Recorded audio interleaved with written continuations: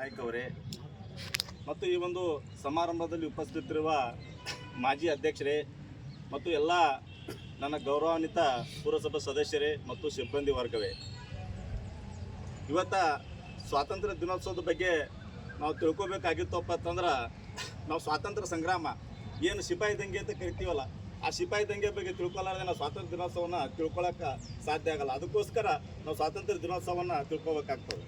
ಸ್ವಾತಂತ್ರ್ಯ ದಿನೋತ್ಸವ ಯಾಕೆ ತಿಳ್ಕೊಬೇಕಪ್ಪ ಅಂತಂದ್ರೆ ಸಿಕ್ತು ಈ ಸ್ವಾತಂತ್ರ್ಯಕ್ಕೋಸ್ಕರ ಎಷ್ಟು ಮಹಾನ್ ಭಾವರು, ಎಷ್ಟು ಒಂದು ರಾಜಮನೆತನಗಳು ಒಂದು ಹೋರಾಟ ಮಾಡಿದ ಪ್ರತಿಫಲವಾಗಿ ಇವತ್ತು ಸ್ವಾತಂತ್ರ್ಯ ನಮಗೆ ಧಕ್ಕೆ ಅದ ಅಂತಕ್ಕಂಥದ್ದನ್ನು ಆ ಸ್ವಾತಂತ್ರ್ಯ ಸಂಗ್ರಾಮವನ್ನು ಓದಿದಾಗ ನಮಗೆ ಗೊತ್ತಾಗ್ತದೆ. ಇವತ್ತು ಕೇವಲ ವ್ಯಾಪಾರಕ್ಕಾಗಿ ಆಗಮಿಸ್ತಿರ್ತಕ್ಕಂಥ ಇಂಗ್ಲೀಷರು ಇವತ್ತು ಭಾರತಕ್ಕೆ ಬರ್ಲಿಕ್ಕೆ ಅವ್ರಿಗೆ ಯಾವುದೇ ದಾರಿ ಇರಲಿಲ್ಲ. ಇವತ್ತೇನೋ ಒಂದು ದೇಶಕ್ಕೆ ಮತ್ತೊಂದು ದೇಶಕ್ಕೆ ಹೋಗ್ಲಿಕ್ಕೆ ಏರೋಪ್ಲೇನ್ಗಳು ಅದಾವ. ಅವತ್ತಿನ ದಿನಮಾನದಾಗ ಇರಲಿಲ್ಲ.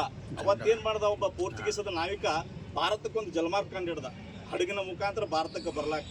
ಅವಾಗ ಭಾರತದಾಗ ಏನಿತ್ತಪ್ಪ ಅಂತಂದ್ರೆ ಈ ಸಾಂಬಾರು ಪದಾರ್ಥಗಳ ಬೆಲೆ ಭಾಳ ಬಹು ಬೇಡಿಕೆ ಇತ್ತು.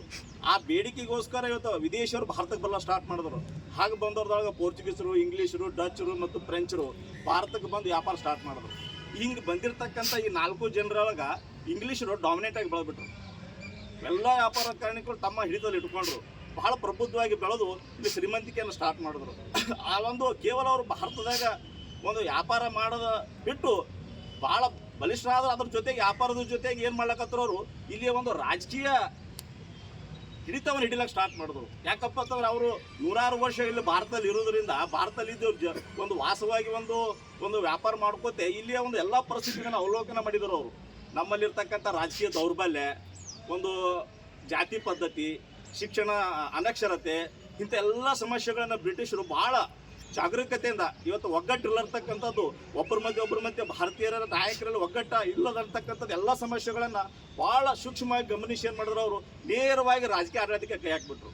ಹೀಗಾಗಿ ತಮ್ಮ ಆಧಿಪತ್ಯವನ್ನು ಸ್ಥಾಪನೆ ಮಾಡಿ ಇಲ್ಲಿಯ ರಾಜಮನೆತನಗಳನ್ನು ತಮ್ಮ ಮಾತು ಕೇಳದಂಥವ್ರಿಗೆ ಎಲ್ಲ ಹತ್ಯೆ ಮಾಡಿದ್ರು, ಅವ್ರನ್ನ ಓಡಿಸಿದ್ರು. ಹಿಂಗೆಲ್ಲ ಮಾಡಿ ಏನೋ ಮಾಡಿ ಒಟ್ಟು ಅಧಿಕಾರ ಹಿಡಿದು ಒಂದು 200-200 ವರ್ಷಗಳ ಕಾಲ ಭಾರತದ ಮೇಲೆ ಏಕೆ ಚಕ್ರಾಧಿಪತ್ಯ ಸ್ಥಾಪನೆ ಮಾಡಿದ್ರು. ಅಂಥ ಒಂದು ಸಂದರ್ಭದಲ್ಲಿ ಅನೇಕ ರಾಜಮನೆತನಗಳು ಹೋರಾಟ ಮಾಡಿದ್ರು.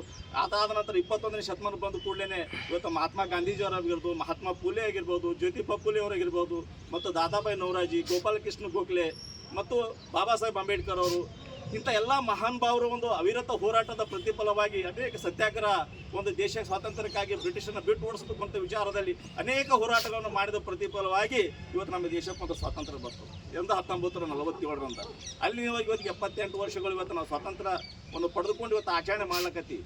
ಅದಕ್ಕೋಸ್ಕರ ಇವತ್ತು ನಾವು ನೋಡ್ತಾ ಇದ್ದೀವಿ ಜಾಗತಿಕ ಮಟ್ಟದಲ್ಲಿ ಭಾರತ ದೇಶ ಇವತ್ತು 5ನೇ ಒಂದು ಅತಿ ದೊಡ್ಡ ರಾಷ್ಟ್ರವಾಗಿ, ಆರ್ಥಿಕವಾಗಿ ಎಲ್ಲ ರೀತಿಯ ಒಂದು ಭದ್ರವಾಗಿ ಇವತ್ತಿನ ದೇಶದಲ್ಲಿ ಇವತ್ತು ಮುನ್ನಡೆಯಲಾಗತ್ತದಪ್ಪ ಅಂತಂದ್ರೆ ಅದಕ್ಕೆ ಬಾಬಾ ಸಾಹೇಬರು ಕೊಟ್ಟಿರ್ತಕ್ಕಂಥ ಸಂವಿಧಾನವನ್ನು ಇವತ್ತಿನ ದಿವಸದಲ್ಲಿ ನೆನಪಿಸ್ಕೋಬೇಕಾಗ್ತದೆ.